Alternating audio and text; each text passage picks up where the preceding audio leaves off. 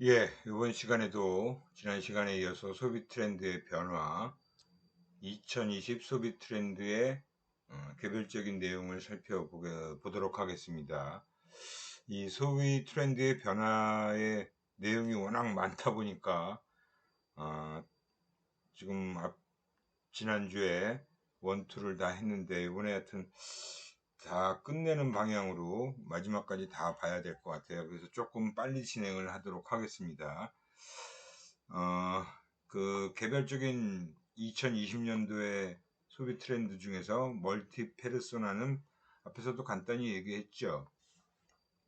우리가 페르소나라는 건 이제 가면이니까 멀티 페르소나라는 건 복수의 가면이다. 회사와 집에서의 내가 다르고 또 온라인 사이트에서도 여러 계정으로 다중 가면을 쓰는 그런 소비자의 페르소나를 캐치하는 것이 되게 중요하다.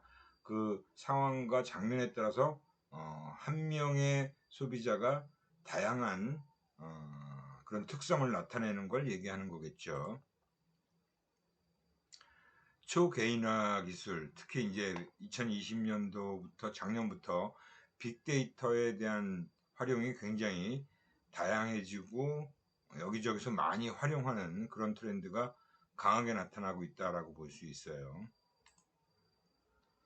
팬슈머, 팬도 소비자다. 소비자도 팬이 될 수 있다는 개념을 팬슈머라고 한다라고 볼 수 있어요. 그래서 고객과의 관계가 단순 판매자와 구매자의 개념을 뛰어넘는 그런 부분을 얘기할 수 있겠죠. 그래서 이제 기업과 제품을 진정으로 응원해 줄 수 있는 팬이자 소비자를 확보하는 것이 아주 중요한 일이 됐다. 업글 인간, 엘리베이터 유어셀프다라고 해서 타인과의 경쟁에서 이기는 것보다 어제의 나보다 한 단계 성장하는 자신과의 싸움에 더 신경을 쓰는 사람들을 얘기한다. 이게 더 중요하다라고 볼 수 있죠. 이제는 뭐 타인과의 경쟁도 우리가 무시할 수는 없겠지만 스스로 자기가 과거의 자기보다 한 단계 더 발전해 나가는 자기 자신, 그런 부분을 얘기했다라고 볼 수 있고요. 그다음에 편리명, 뭐 욜로 소확행에 이어서 미래가 아닌 현재를 선택한 사람들을 정의하는 키워드다. 1인 가구, 맞벌이 부부 등이 주된 소비층으로 많이 부상하면서 뭐 가사의 외주와 노력 대행 서비스, 가정 간편식 시장 이런 것들이 성장하는 배경이 됐다라고 볼 수 있고요. 그 다음에 뭐 귀차니즘 소비, 그 다음에 큐레이션 마이 라이프, 마이 데이터 수집가, 이런 것들이 이제 또 2000년도에 2020년도에 키워드로 또 등장한 부분을 얘기하고 있어요. 팝업 경제, 디지털 힐링, 특히 이제 힐링에 대한 뭐 소비자의 욕구는 많이 커지고 있다라고 볼 수 있죠.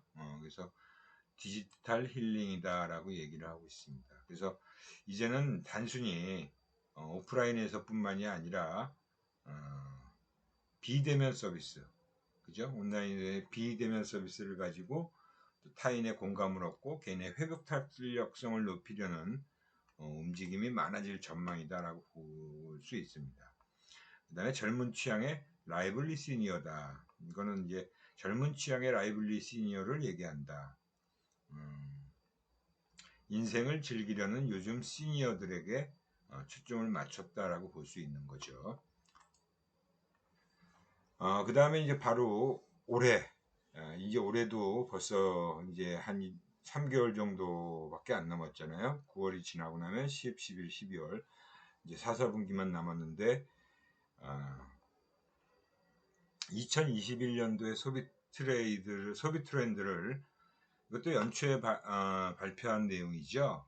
특히 지금 상황이 바로 이제 코로나 팬데믹 상황으로 전 세계가 아주 굉장히 예전과는 다른 그런 이제 생활들을 많이 하고 있잖아요. 그래서 이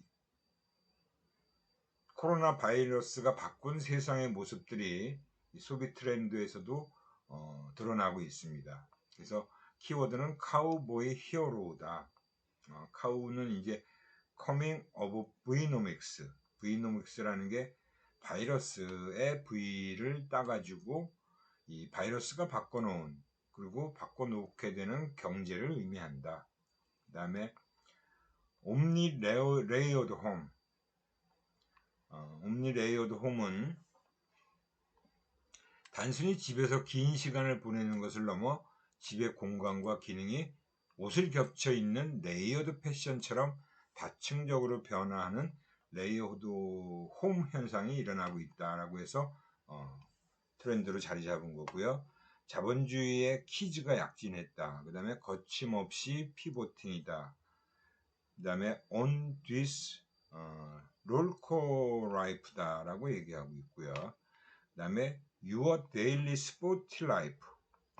이 스포티 라이프는 특히 우리가 이 오프라인 생활보다 온라인 생활, 그 다음에 또 야외보다는 자꾸 가정에서의 그 시간을 보내는 경우가 많기 때문에 운동이 더욱더 필요하게 된 거죠. 그래서 이 운동을 한다는 게 면역력을 강화한다는 기본 목표를 넘어서 경험과 자아의 관계 확장에 기여하는 특별하고 트렌디한 활동이 되었다라는 거예요. 그래서 오하운, 오늘 하루 운동, 하루에 운동에 일정한 시간을 할애하는 그런 Your Daily Sport Life다라고 얘기를 하는 거고요. N차 신상이다. Heading of the Resale Market이다 라고 얘기하는 거예요. 자신의 소유물을 단지 상품이 아니라 하나의 자산, 나아가서는 더 높은 가격으로 되팔 수 있는 그런 투자로 인식하며 구매의 새로운 동기로 삼고 있다. 그러니까 이제 자기가 만약에 예를 들어서 뭐 저희 집에 있는 아들 같은 경우가 그러한 이런 모습을 고등학교 때부터 보인 것 같아요. 지금은 뭐 30이 넘어서 직장 생활을 하고 있는데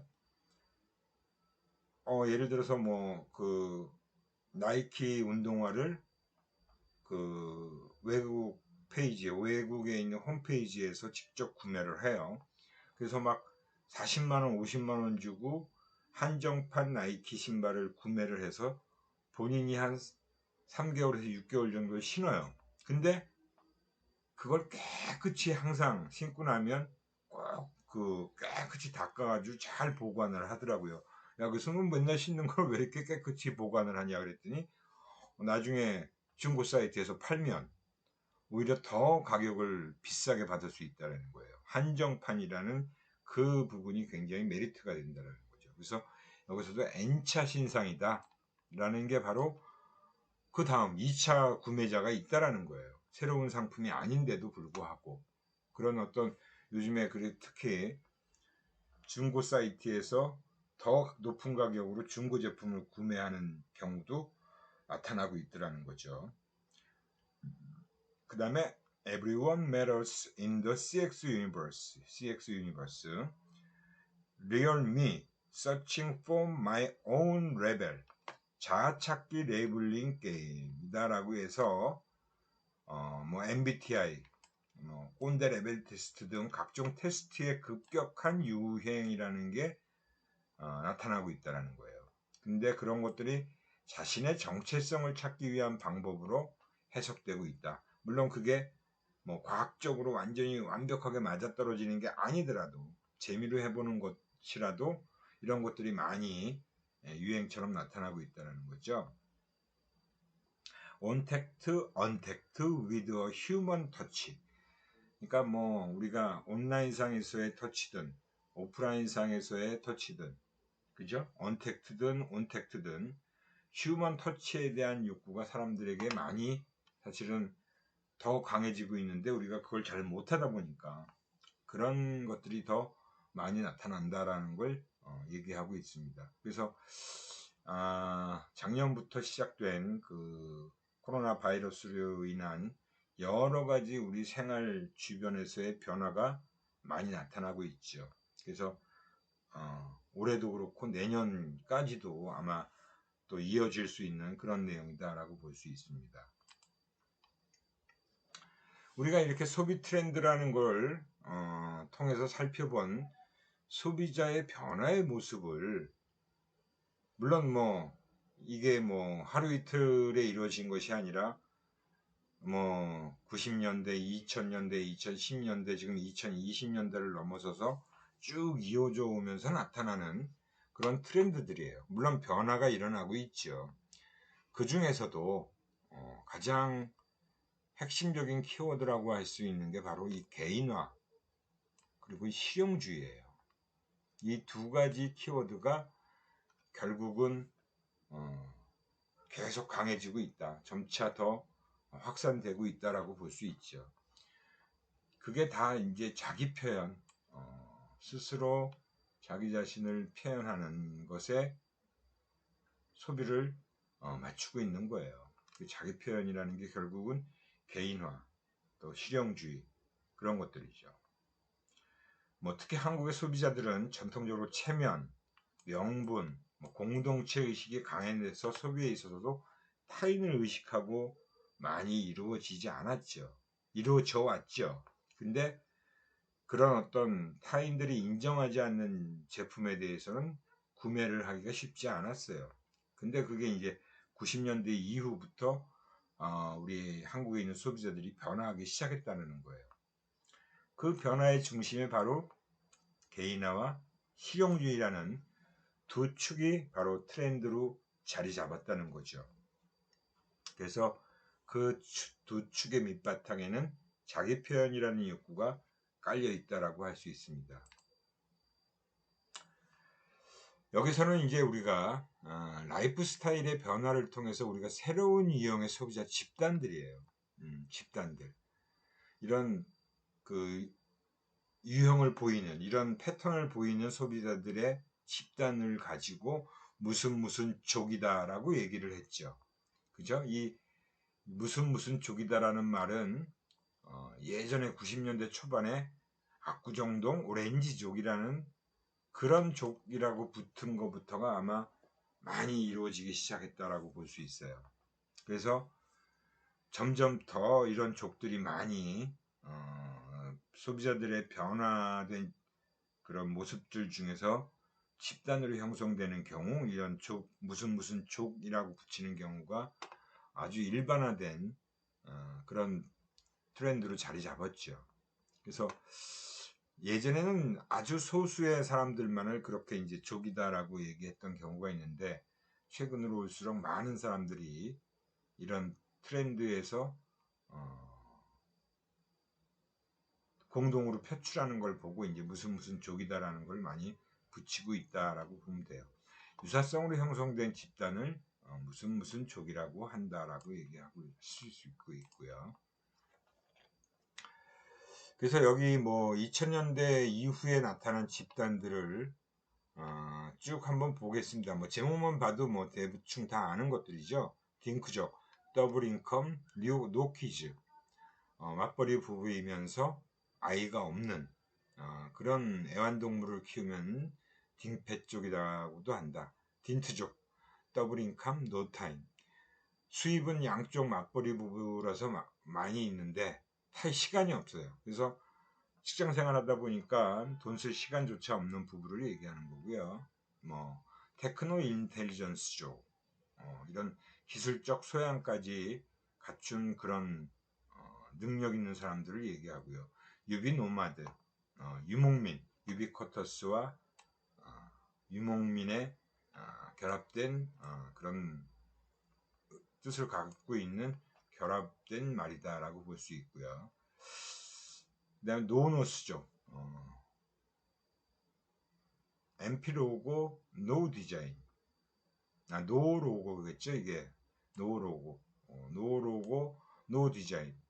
명품 대중화에 반하여 명품 로고나 디자인을 거부하고 나만 아는 초고가 최고급 명품을 추구하는 사람.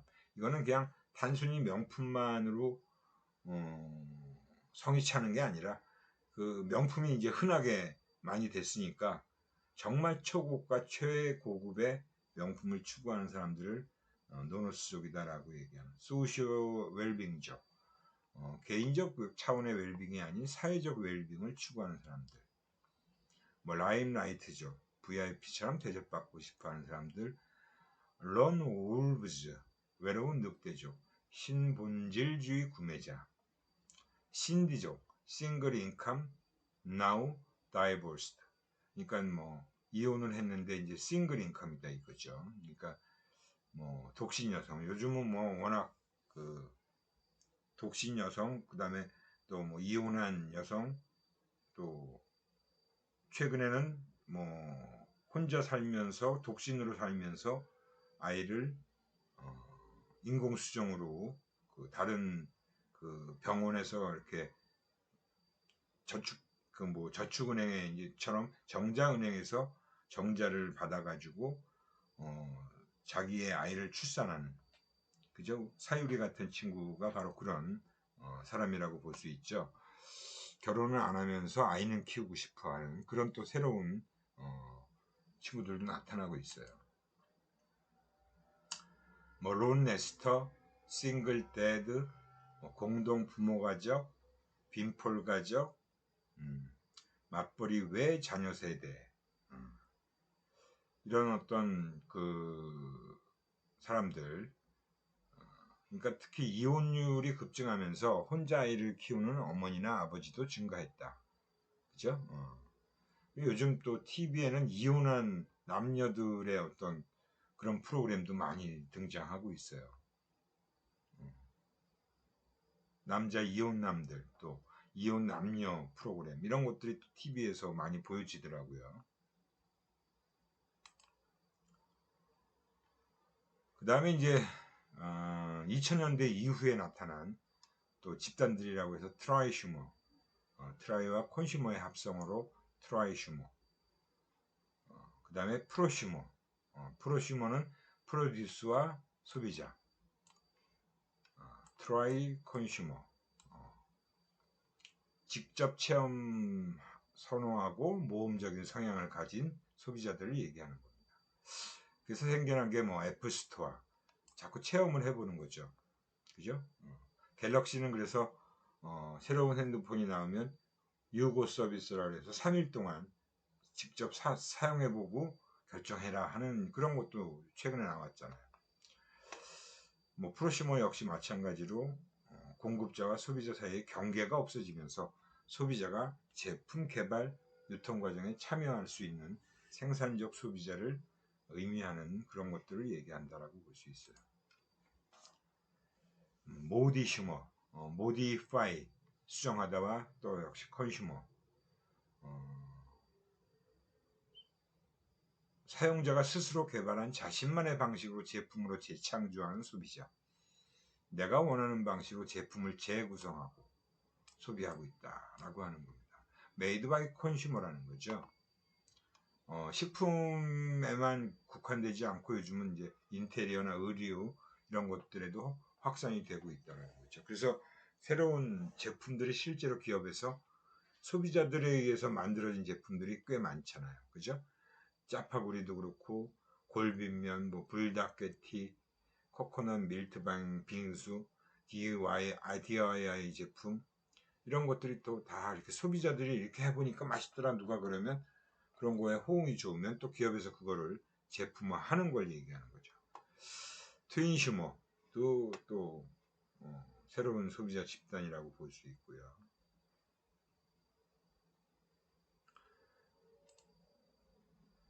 그런 그 소비 행태에 따른 그 집단 유형도 역시 이런 앞에서 우리가 살펴본 소비 트렌드의 핵심 키워드인 개인화와 실용주의가 다 중심이 돼서 거기로부터 어떻게 보면 파생된 집단들이다라고 볼 수 있어요. 그죠? 트레저 헌터, 프로시머, 네오시머, 크리시머, 큐레이터 소비, 웰시 피프티, 글루미족, 아티젠, 그 다음에 이제 최근에 혼밥족, 혼술족, 그죠? 그리고 쇼루밍족, 역쇼루밍족, 큐레이션, 커머스, 뭐 이런 것들이 다 그러한 그 소비자들의 특징적인 그 욕구의 가장 핵심이 되고 있는 개인화와 실용주의라는 것에서 다 비롯됐다라고 볼 수 있습니다.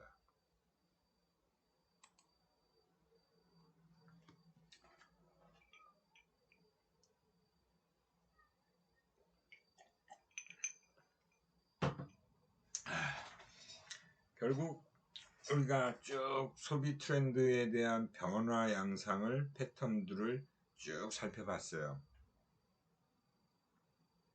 그게 이제 뭐 히트 상품을 통해서 알아볼 수도 있고, 또 소비 트렌드라는 것을 조사하고 그걸 분석한 기관에서 나온 보고서들을 가지고 또 우리가 살펴보기도 했고, 또 소비자들의 어떤 특별한 집단들, 유행처럼 나타난 그런 집단들의 변화 모습을 가지고도 우리가 소비 트렌드의 변화를 쭉 살펴봤습니다. 그러면서 특히 이제 지금 현재에 가까워지면서 스마트 혁명, 우리가 제4차 산업혁명이라는 말들을 2015년 이후로 계속하고 있죠. 그리고 이 스마트 혁명은 2010년대를 지나면서부터 출발했다라고도 볼 수 있어요. 그래서 스마트 혁명이라는 게 뭐냐? 개방형 네트워크, 사회로의 진전 과정에서 나타나는 이전에는 경험하지 못했던 변화를 얘기한다. 그러니까 정말 새로운 세상에 우리가 살게 되는 그런 부분을 얘기하는 거예요. 스마트 혁명이라고 해서 급격한 진전 과정상에 나타나는 변화다. 스마트 기술의 발전이 그러한 스마트 혁명을 이끌고 있다라고도 볼 수 있죠. 기업과 경영 분야, 특히 이제 소비자들에게 주권이 이동했다. 시장 주권이. 이제 더 이상 기업이나 그 경영 주체들이 시장을 좌우할 수 없는 그런 시대가 된 거예요. 소비자가 너무 똑똑해졌죠. 그리고 정보도 오히려 더 빠르게 입수를 하고 더 많은 정보를 소비자들이 갖게 되면서 제품에 대한 평가가 아주 날카롭고 비판적이 된 거죠. 그러다 보니까 이제 기업들도 소비자들을 무서워할 수밖에 없습니다. 사회 문화적인 측면을 봐도 개방적이고 참여 중심의 유연한 사회로의 진전이 일어나고 있고요. 뭐 그 외에 경제산업 분야, 그다음 정치, 기술 분야 이런 데서 이제 스마트 혁명이라는 것이 사회 각 분야에서 다 일어나고 있다라고 보시면 돼요. 아마 여러분들의 생활도 이 스마트 혁명에 의해서 많이 변화하고 있다라는 걸 아마 스스로들도 다 느끼고 있을 겁니다. 지금 시대를 살고 있는 특히 스마트 시대에 살고 있는 여러분들은 과연 스마트한 생활을 제대로 잘 영위하고 있는지 여러분들은 그렇다라고 생각을 하십니까? 정말 이 시대의 어떤 빠른 변화 속에서 뒤처지지 않고 나도 그 변화에 동참해서 아주 빠른 생활의 변화가 일어나고 있는지, 그리고 이러한 스마트 환경들을 내가 잘 적응하면서 활용하고 있는지, 스마트 기기들을 그냥 스마트폰 하나만 쓴다고 해서 완전히 스마트한 생활을 다 한다라고 볼 수는 없잖아요. 그죠? 요새 TV 광고에도 인공지능, AI의 모습을 많이 보여주고 있죠. 인공지능 로봇이 실제 각 점포에도 굉장히 많이 등장하고 있잖아요. 커피 전문점에서 커피를 이렇게 배달해주는 로봇도 있고, 식당에서 메뉴를 알아서 다 자기가 챙겨서 배달해주는 그런 로봇도 있고요.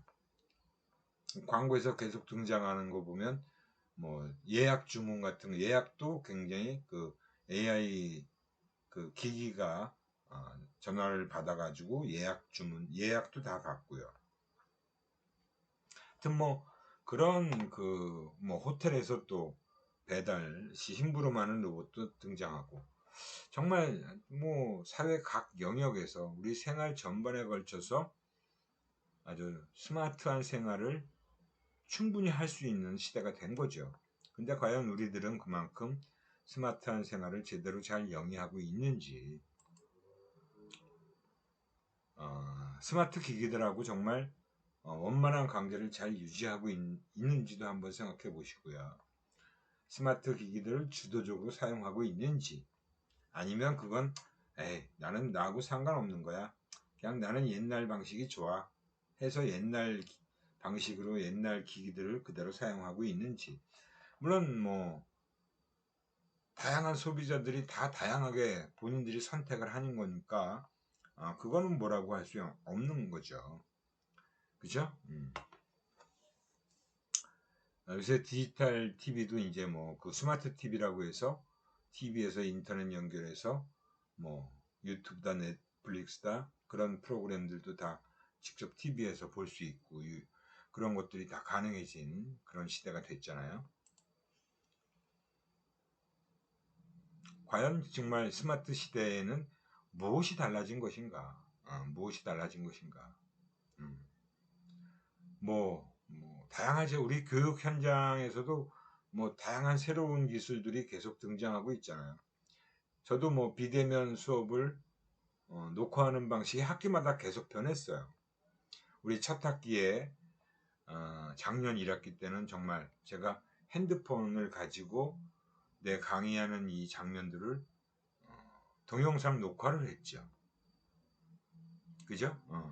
근데 제가 작년 2학기 때는 그 핸드폰을 녹화하는 거를 조금 더 업그레이드를 시켜보려고 애를 썼는데 쉽지 않아서 결국은 뭐 폰을 좀 더 성능이 좋은 걸로 바꿔서 촬영을 했었고, 그 다음에 이제 올 1학기 때는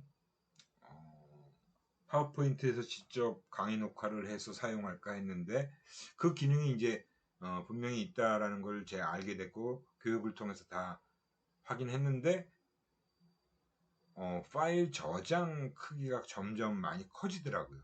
그 파워포인트에서 직접 강의 영상을 녹화하는 건. 그래서 줌을 통해서 닥줌이라는 프로그램을 가지고 우리 학교가 이 닥줌 인터넷 그 회사하고 계약을 맺어 가지고 우리는 교수들은 무료로 이제 이 프로그램을 사용할 수가 있게 됐어요.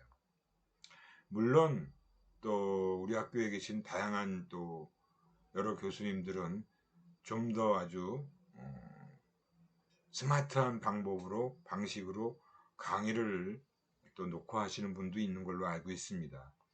근데 이제 저는 물론 제가 그렇게 하려면 더 많은 시간을 기울여야 되고 더 많은 노력을 하면 그렇게 할 수도 있는데, 그렇게 되면 좀 진짜 뭐 시간이 더 엄청 걸리고 또 그 새로운 형태의 소프트웨어에 많은 것을 내가 또 학습을 해야 되기 때문에 저는 이 닥줌 프로그램으로 일단 강의 영상을 녹화하는 것이 가장 지금 현재로서는 최선의 방법이라고 생각을 하고 있습니다.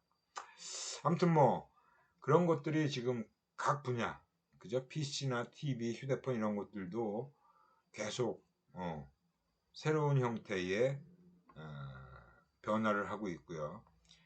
이런 미디어, 인터넷, 커뮤니케이션 이런 것들이 다 복합적으로 대통합이 이루어지고 있죠. 이제는 단독적으로 무슨 어떤 한 기계에서 하나만 그 기계의 본질적인 기능만 작동하는 시대는 지났어요. 그래서 대통합이 이루어지고 있다. 커뮤니케이션의 대통합이. 결국은 이제 디지털 컨버전스라는 것이 처음에 이루어졌습니다.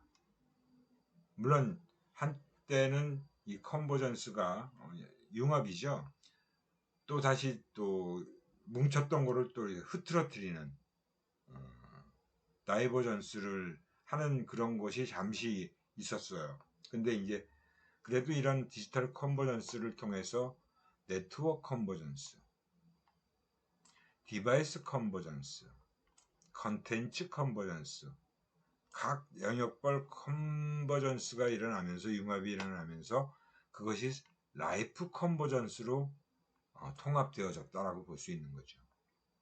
이런 맞춤형 융합 서비스를 제공하는 그것도 개별 소비자에게 이런 라이프 컨버전스 전략이 앞으로는 유용할 수밖에 없다라는 거예요. 요즘 그 넷플릭스뿐만이 아니라 저도 뭐 출장 가거나 아니면 또 고속도로 주행하는 그런 경우에도 뭐 휴대폰이나 아니면 조금 더 큰 그런 기기를 통해서 뭐 웨이브 프로그램을 통해서 또 TV를 보거나 유튜브를 영상을 보거나 하는 경우도 있어요. 거기다가 또 예전에는 운전하는 게 초점을 맞춰야 되는데 운전만 해야 되는데 요즘은 그 스마트 어드밴스드 스마트 크루즈 기능이 좋아가지고 크루즈 컨트롤을 해놓으면 거의 준 자율주행이 가능해요. 속도와 내비게이션하고 연동돼서 카메라 앞에서 자동으로 속도를 줄이고 그리고 또 카메라 지나가면 속도를 높이고 그런 것들을 자기가 다 알아서 합니다. 그리고 핸들은 안 잡아도 지가 차선을 유지하는 기능까지 있는데 안 잡으면 안 되니까 이제 살짝만 손을 대놓고 있으면 지가 알아서 다 앞차가 나타나면 간격을 어느 정도 되면 속도를 줄이고요. 그런 기능들이 차에도 들어가 있다 보니까 정말 요즘은 운전하기가 편해졌고 그만큼 막 신경을 곤두세우고 운전을 하지 않아도 되는 거예요. 그런 것들이 가능해졌어요. 그래서 정말 이러한 디지털 컨버전스가 라이프 컨버전스로 가고 있구나라는 것을 어느 정도 실감을 할 수 있는 시대가 된 겁니다. 그 다음에 또 우리가 무시할 수 없는 게 소셜 네트워크 서비스라는 거죠. 이미 지금 많은 사람들이 이 SNS, 소셜 네트워크 서비스를 통해서 트위터나 아니면 페이스북이나 그 다음에 요새는 또 요새 갑자기 제가 이름이 생각 안 나는데 그런 인스타그램이죠. 인스타그램 그런 것들을 통해서 글을 올리고 사진을 올리고 동영상을 올리고 이런 것들이 엄청 활발해졌잖아요. 소셜 미디어가 등장한 건 불과 한 2010년도에 우리 국내에 확산되기 시작한 거는. 그리고 페이스북이라는 회사가 생겨난 것도 2000년대 초반이잖아요. 페이스북이 어떻게 만들어진 회사인지 여러분들은 알고 계시나요? 그 영화가 있어요. 페이스북이 탄생된 배경을 보여주는 영화가 있었는데 그걸 보면 아주 페이스북이라는 회사가 마크 저커버그라는 그 하버드 대학교 다니던 시절부터 시작됩니다. 아무튼 이 소셜 미디어라는 게 일단 가치의 공동 창조다. 내가 올린 글에 대해서 많은 타인들이 보고 동의를 해주잖아요. 좋아요, 좋아요, 동의, 아니면 또 싫으면 싫다. 거기서부터 또 출발하잖아요. 그죠? 댓글. 또 막 동의한다, 정말 공감한다, 이런 댓글들이 많이 올라오고. 아니면 또 화나는, 요즘은 다 그런 것들이 아이콘화되어 있다라고 봐야겠죠. 그래서 다양한 형태의 감정 아이콘들이 막 늘어나고 있잖아요. 그건 뭐 이미 여러분들이 쓰는 카카오톡에 이미 다 들어가 있는 거고요. 그죠? 이런 소셜 미디어가 지금은 진짜 뭐 우리 사회뿐만이 아니라 전 세계적으로도 엄청나게 많은 사람들이 이용하고 있어요. 사실 트윗은 뭐 트럼프 대통령 때문에 더 많이 알려졌고요. 미국의 정치인들은 트럼프 트윗을 많이 활용하고, 정치인들은 지금 거의 트윗보다는 페이스북을 많이 이용하고 있죠. 이 소셜 미디어의 확산이라는 게 엄청나게 속도로 2000 넘었는데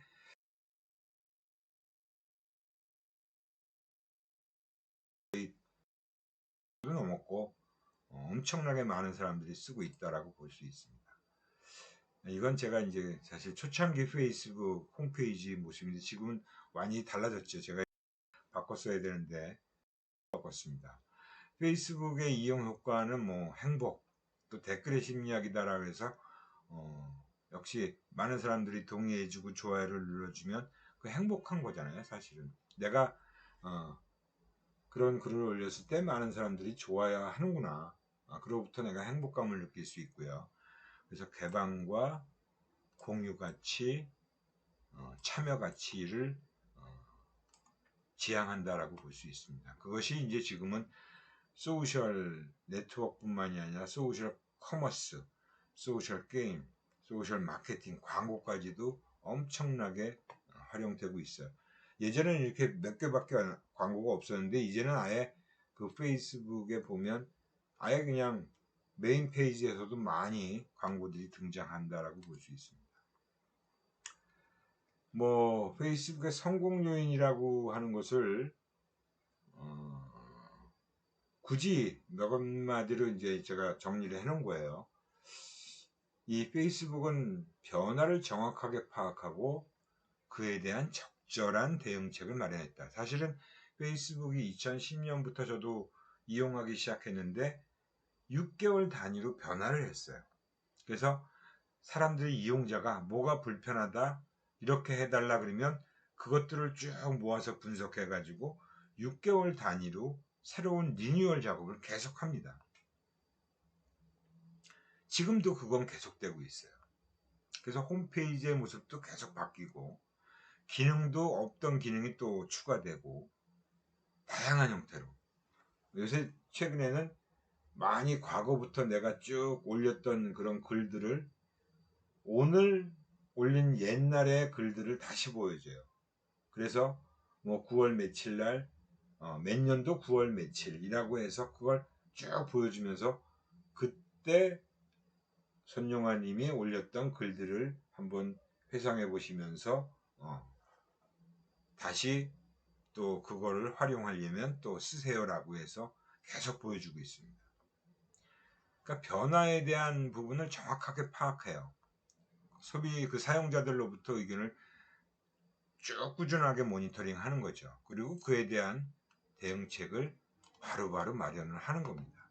근데 우리나라에서 사실은 이 페이스북보다도 더 먼저 시작됐던 소셜 네트워크 서비스라고 할 수 있는 그 부분은 몇 년 가지 못해서 사실은 일찍 문을 닫았죠. 여러분들은 잘 사용해 본 적이 없을 거예요. 근데 저는 그때 그거를 조금 사용했었어요. 최근에 그것이 다시 리뉴얼 돼가지고 소유자가 바뀌고 그래서 새롭게 또 등장을 했어요. 그래서 1천 몇 개, 뭐 2천 몇 개, 뭐 3천, 4천, 1천 몇 개 해서 이제 그렇게 시작되는 건데 뭐 또 그게 얼마나 또 다시 살아날 수 있을지는 두고 봐야겠죠. 기존의 새로운 그 서비스의 문제점들을 또 바로바로 해결을 합니다. 그래서 이러한 기능 때문에 이러한 성능의 개선, 기능의 개선들이 소셜 서비스라고 할 수 있는 네트워크 서비스라고 할 수 있는 페이스북을 세계 최고의 회사로 만들었고 그 마크 주커버그가 세계 최고의 그 부자로 올라갈 수 있는 그런 발판이 됐다라고 볼 수 있어요. 트위터는 사실은 요즘은 저는 아예 트위터는 사용을 안 하고 있습니다. 그래서 더 일찍 시작했어요, 트위터가. 저도 분명히 계정 만들고 여러 사람들하고 트윗을 같이 이용을 했었는데 요즘은 거의 쓰고 있질 않아요.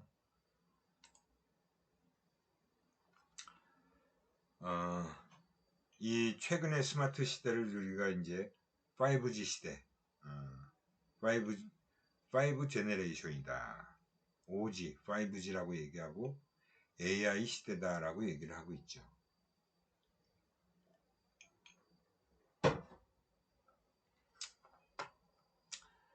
이 5G가 또 많은 것들이 가능해지도록 인프라를 새롭게 구축해 준 거예요. 통신망이 그만큼 넓어지면서 거기에 회선을 훨씬 더 많이, 그러니까 뭐 예를 들면 쉽게 설명하면 뭐 10차선이었던 고속도로가 20차선이 되면 더 차들이 잘 운행이 되겠죠. 그런 거예요. 5G라는 게 그렇게 됐다는 거죠. 그 망의 그 굵기가 그렇게 갑자기 굵어진 게 아니라 그 안에 더 많은 통신 그 용량을 훨씬 크게 보낼 수 있는 그런 것들이 확장이 됐다라고 볼 수 있어요. 그런 기술이 늘어난 거죠. 그러다 보니까 더 빠르고 더 안정된 통신망을 제공한 거예요. 그럼으로써 가능해진 서비스들이 자꾸 늘어나는 거죠. 그리고 인공지능인 AI가 점점 더 발전되고 있습니다. 우리나라에 본격적으로 AI를 알린 것은 바로 이세돌 구단과 그 학습 컴퓨터라고 할 수 있는 알파고라는 그 컴퓨터였죠. 그때부터 우리나라 사람들한테 AI라는 게 굉장히 많이 익숙해졌다라고 볼 수 있어요. 스마트 시대 소비 트렌드라는 게 이제 바로 모빌리티입니다. 이동 소비의 부상이죠. 당연히 뭐 여러분들도 지금 뭐 스마트폰을 들고 다니면서 스마트폰으로 거의 모든 걸 다 해결할 수 있잖아요. 그죠? 스마트폰에 카드 결제 기능 들어가 있죠. 뭐 삼성페이 대표적으로 각종 뭐 네이버페이, 뭐 카카오페이, 뭐 다양한 페이 기능이 들어가 있잖아요. 스마트폰만 등록해 놓으면 스마트폰으로 다 결제를 해요. 요즘 지갑 안 갖고 다녀도 되는 시대예요. 그죠? 모든 걸 다 할 수 있어요. 거기서 뭐 서로 통화뿐만이 아니라 거기서 다양한 SNS도 이용할 수 있고요. 거기서 또 홈쇼핑이나 인터넷 쇼핑 사이트도 들어가서 물건 구매도 바로바로 할 수 있고요. 하여튼 뭐 이런 것들이 스마트폰이 그만큼 개인한테 중요해졌고 그만큼 중요해진 만큼 역시 보안도 철저해야 되는 거죠. 스마트폰 잊어버리면 큰일 나죠, 사실은. 거기에 은행 계좌부터 뭐 모든 정보가 다 들어가 있잖아요. 그죠? 그래서 모바일 소비자라는 게 뭐 미디어 이용 행태 변화 이런 것들도 파악해내는 거죠. 그런 것들도 되게 중요하죠. 그러니까 여러분들 TV 안 보잖아요, 집에서. TV 안 보고 뭐 휴대폰 가지고 뭐 게임도 하고 TV도 보고 뭐 VOD도 보고 다양한 걸 다 하잖아요, 요즘.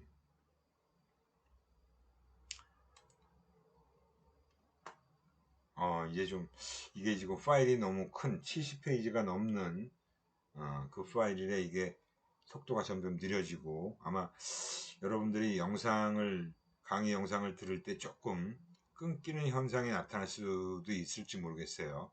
그런 컴퓨터의 성능에 따라서 조금 차이는 있을 겁니다. 이게 아마 지금 이제 거의 시간도 다 돼가고 있고요. 하여튼 요거까지 마무리 지어야 요번 그 세 번째 강의로 끝을 낼 수 있어요. 그래서 패밀리 네트워킹이다. 요새 가족 구성원들 단톡방이라는 거 만지죠. 단체 카카오톡방. 거기서 뭐 가족 구성원들 뿐만이 아니라 요새는 뭐 동문회 저도 뭐 대학 동문회 고등학교 동기들 카카오톡뿐만이 아니라 네이버 밴드에서도 다 모임방들이 만들어져 있습니다. 그죠? 같은 취미를 또 가진 사람들끼리 모이기도 하고요. 다양한 그런 패밀리 네트워킹이 늘어나고 있다. 역시 이 키워드 중심으로 보는 것도 역시 여러분들이 참고해서 쭉 보시면 될 것 같아요. 이것도 제가 지금 하고 있는 얘기들하고 별반 차이가 없습니다. 다 그런 맥락에서 그대로 다 나오는 얘기다라고 보시면 되고요. 결국은 스마트 시대의 소비자와 소비자 심리에 대한 연구는 이렇게 이제 이루어질 수밖에 없다. 연구해야 될 영역과 주제는 다음과 같다라고 해서 이렇게 도식화해 놓은 것들입니다. 이런 것들이 이제 특히 중요한 연구 문제다라고 볼 수 있죠. 이런 그 새로운 접근이라는 것은 이제는 소비자들의 24시간, 365일의 일상을 다 보는 거예요. 일상의 디지털화 전개 양상을 알 필요가 있다는 겁니다. 그래서 라이프 쉐어라는 게 등장했어요. 그런 용어가. 새로운 마케팅 패러다임의 중심 개념이 등장하고 있다는 거죠. 결국 이런 인간의 행동을 이해하는 부분, 소셜 마케팅을 펼치기 위해선, 그리고 인간의 모든 행동을 좌우하는 뇌에 대해서도 우리가 이해할 필요가 있다는 겁니다. 결국은 우리 인간의 뇌에서 모든 작용이 시작되는 겁니다. 그죠? 인간의 변화의 본질, 그런 부분들이 특히 중요하다라는 거예요. 이렇게 해서 이제 연구 방향은, 그죠? 이런 것들, 인간의 뇌에 대한 뉴로사이언스, 행동 경제학, 감성과학, 인간에 대한 통찰력을 갖추기 위한 인문학, 이런 것들이 우리가 소비자들을 이해하기 위한 노력으로 공부해야 될 분야들이고 연구해야 될 분야다라고 볼 수 있습니다. 결국 인간을 이해하기 위한 방법들인데, 소셜 미디어든 소셜 마케팅이든 인간을 위한 것들이다라는 결론을 낼 수 있습니다. 이렇게 해서 우리가 쭉 지금까지 살펴본 부분들이 소비자들이 계속 변화하고 있다는 사실은 누구나 다 알고 있어요. 그렇기 때문에 소비자들의 욕구를 정확하게 파악해야 하는 이유도 다 이런 것과 연결된 부분이다라고 볼 수 있고요. 이런 변화의 원인을 정확히 파악해낼 수는 없다 하더라도 소비자들의 심리 특성 파악은 반드시 이루어져야 된다라고 할 수 있습니다. 이게 이렇게 해서 81페이지의 장표였는데 다 쭉 살펴봤습니다. 조금 마지막엔 제가 급하게 페이지를 넘기느라고 좀 바쁘게 진행을 했죠. 아마 여러분들이 쭉 천천히 읽어보시면 다 알 수 있는 내용들이에요. 그래서 결론이라는 것은 바로 우리가 소비자의 심리 특성을 정확하게 파악해야 된다는 게 결론인데, 이런 소비자들이 변화하고 있는 그런 트렌드를 읽을 수 있어야 된다는 거죠. 절대로 그런 것들을 무시하고는 마케팅이라는 것을 제대로 할 수 없다라고 볼 수 있습니다. 우리가 3시간에 걸쳐서 바로 이 소비자 변화에 대해서 살펴봤는데, 여러분 질문사항 있으면 질문해 주시고요. 수고 많이 하셨고 다음 시간에 또 뵙도록 하겠습니다.